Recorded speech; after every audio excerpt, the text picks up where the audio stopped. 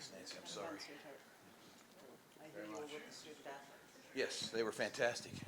How are you all? My apologies for being late. No disrespect ever intended. Just come from a talk with the student athletes. Man, the culture here, that was the word. The culture here is phenomenal. And it's talking about stay in the game. For you people that don't know, we do teammates for kids. It's our foundation. Stay in the game is our stadium kind of run. Stay in the game is a nice way to talk about what's taken the lives of most of our teenagers now over health or anything, and that's suicide.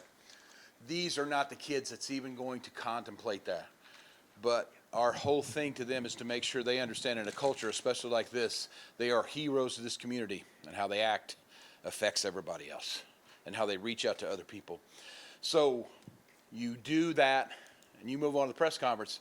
The crazy thing that happened here was the questions started happening, which was beautiful. So when that happens, as much as I don't want to ever offend anybody by being late, probably the most important work you'll get to do as an artist is get to work with the next generation.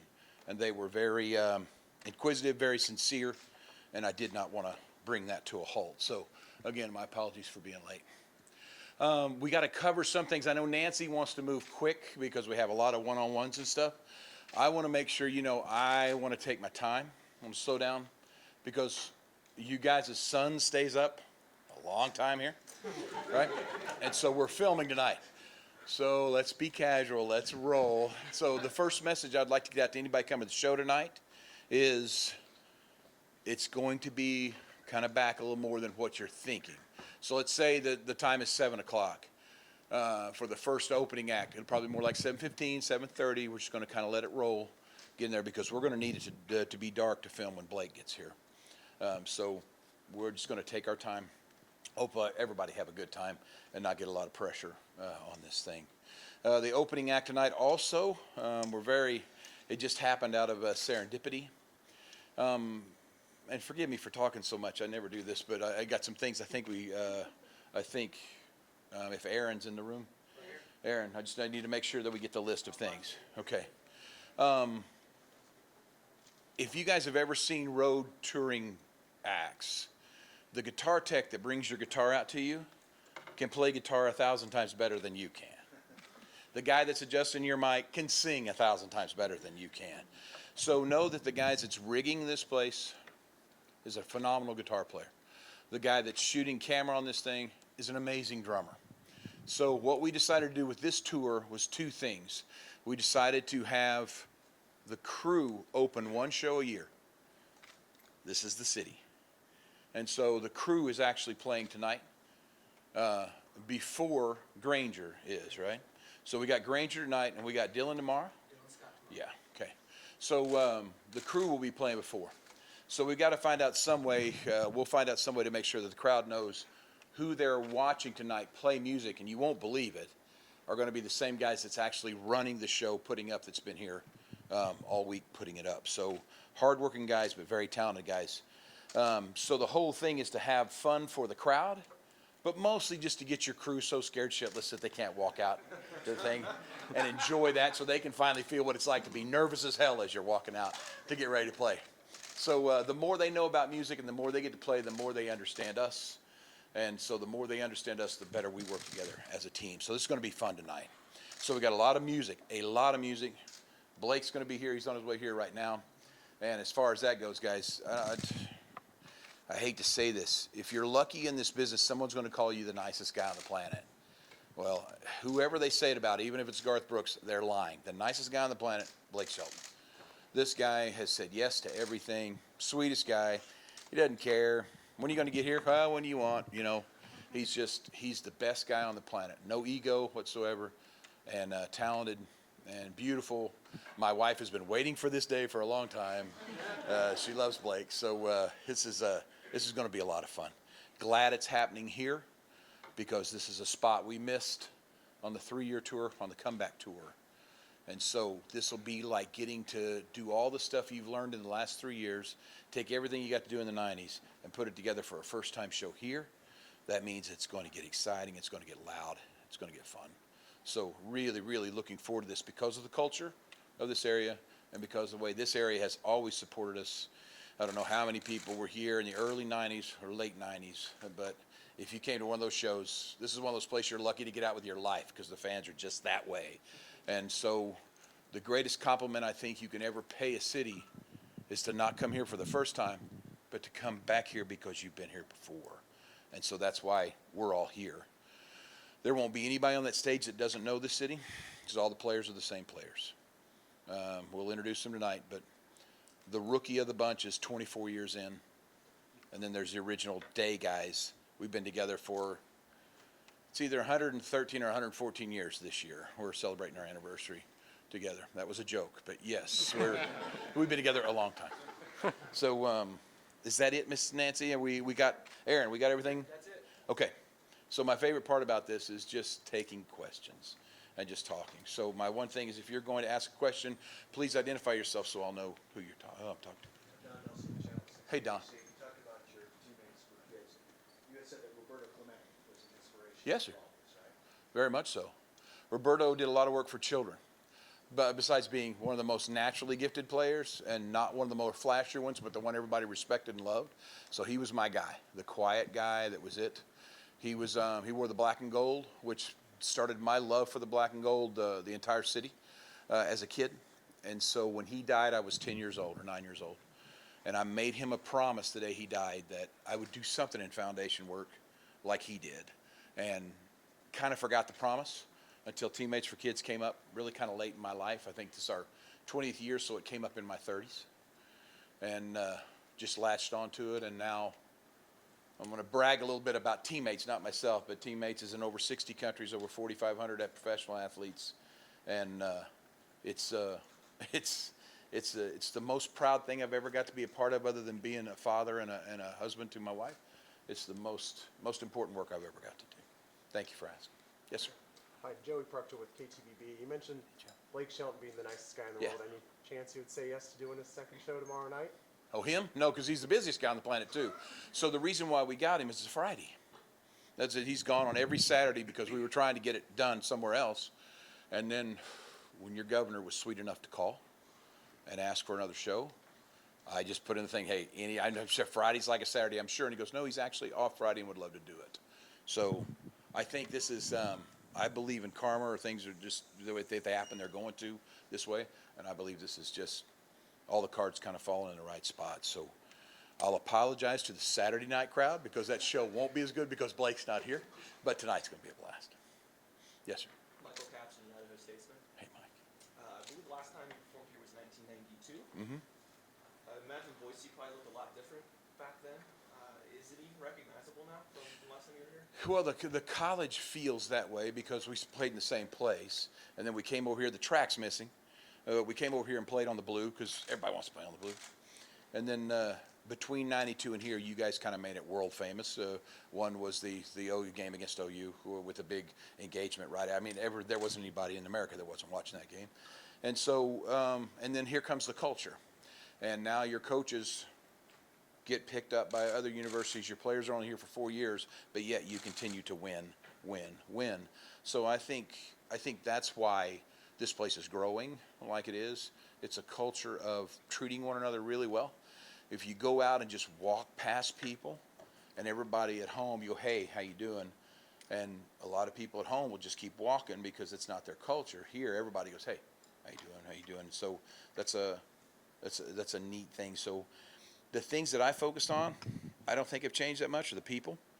But yeah, this place is growing unbelievable. We can see it from downtown where we're at the hotel. Yes, sir.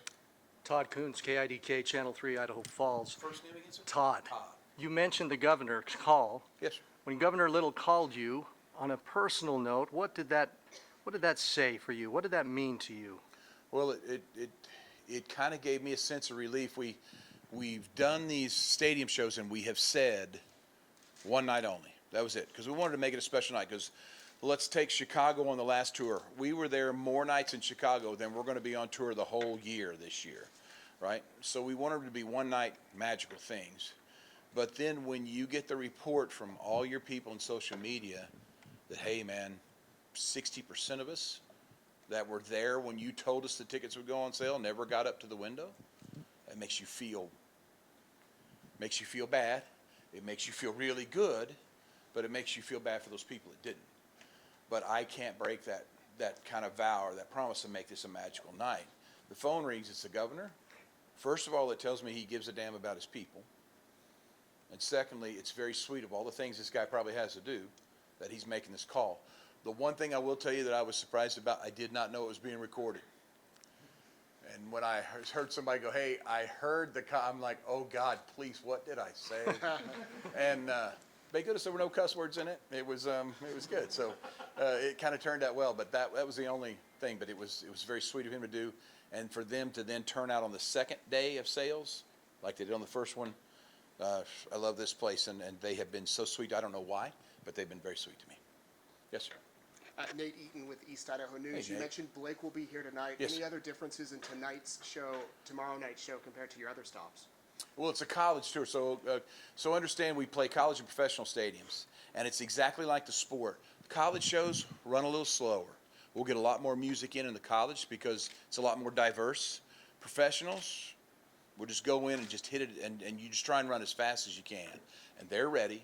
That's what they're used to. But like the big difference for here, I don't know if you knew about the sound check last night, but we had a sound check last night that was student ID, where they were free with a student ID, and faculty and staff had to pay something like, I don't know, $10 or something to get in. But when you add it all up, it's a scholarship. We'll match that money, and it'll go back to a scholarship for here at Boise State. Our general hope is that scholarship goes to people who never could afford to have come to college, help them out. And if they're going to name the scholarship, to name it after somebody that never get their name on a scholarship, that's a wonderful representative of this community here. So hopefully all those things will happen. That's what you do in the college towns.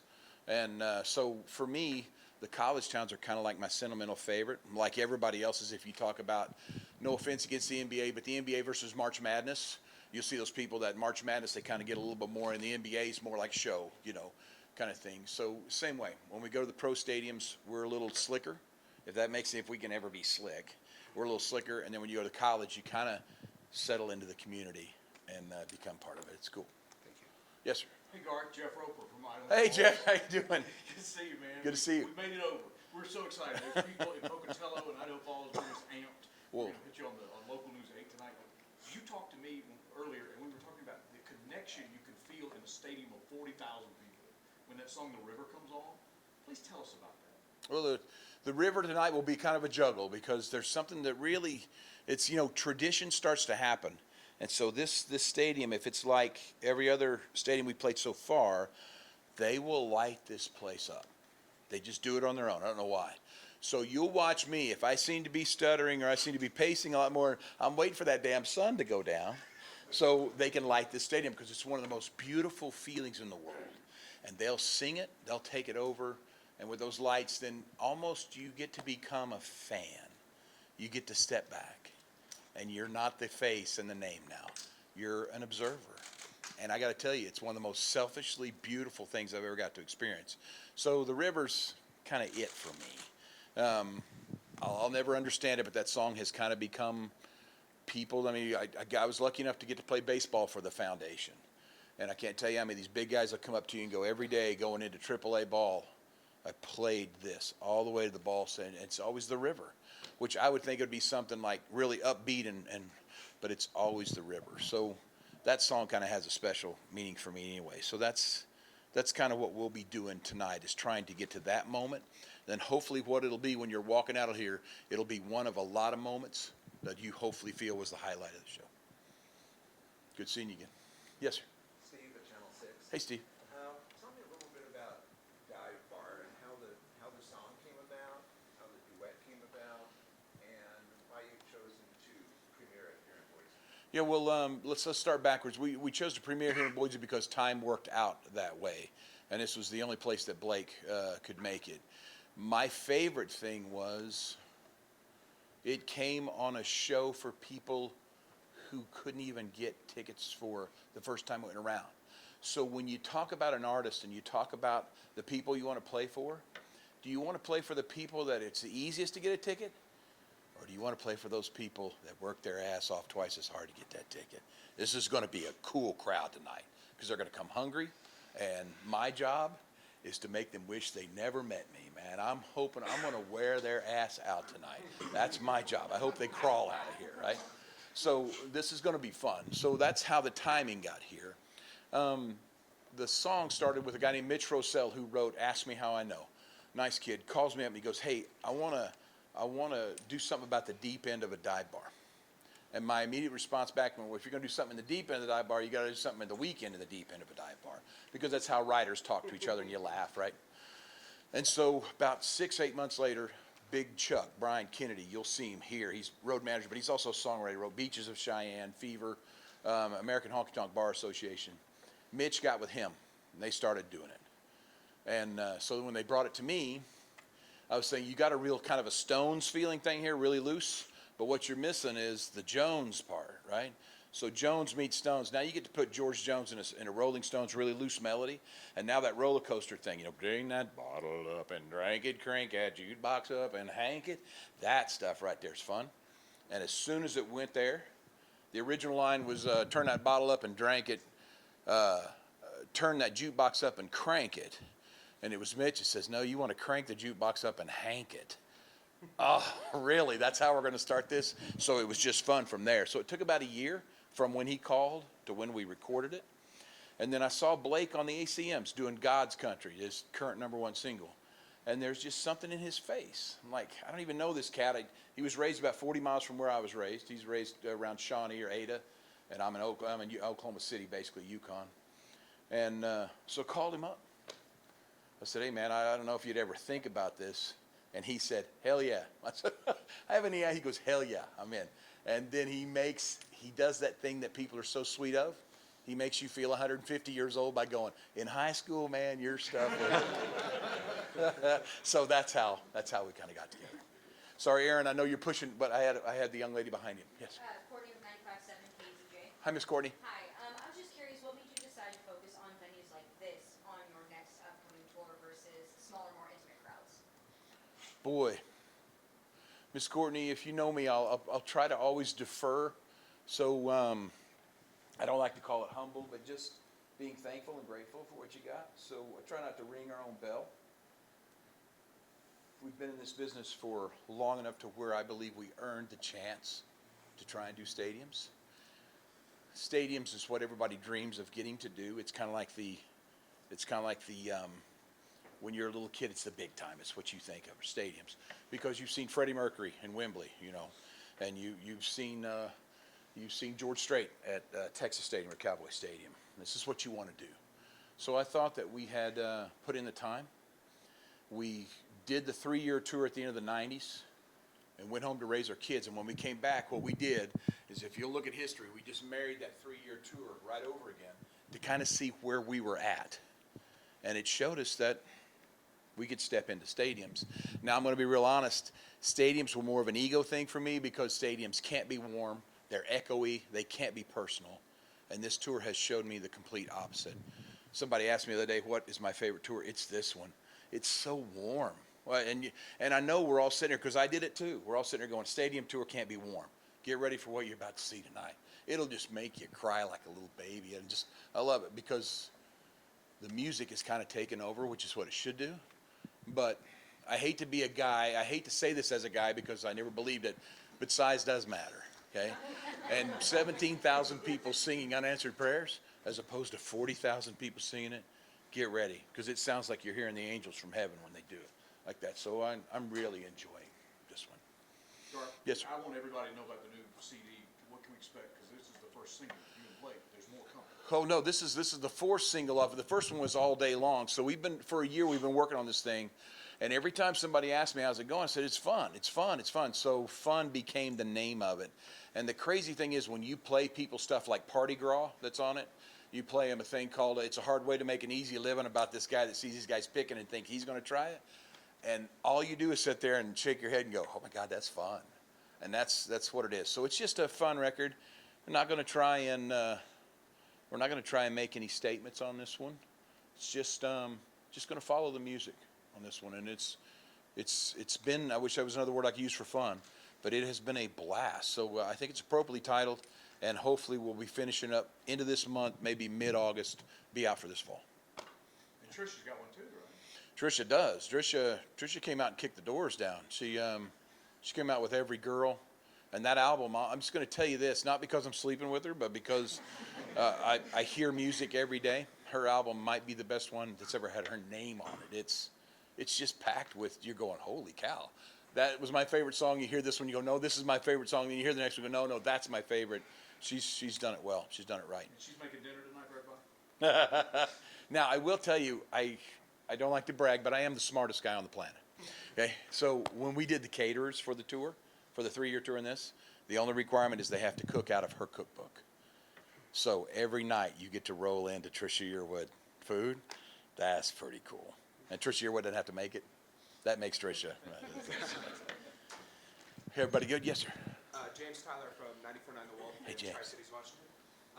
You were talking about little moments that you have in the performance. Yeah. I was lucky enough to go to Eugene, and it was a fantastic Oh, no show. kidding. Yeah. It was awesome. Loudest crowd I've ever heard. It was so great. And I was just wondering, you have those moments in the show where you take the hat off, you're just standing there and you're kind of taking it in. What's going through your mind in those moments? I do math a lot. I don't know why. Numbers are in my head a lot.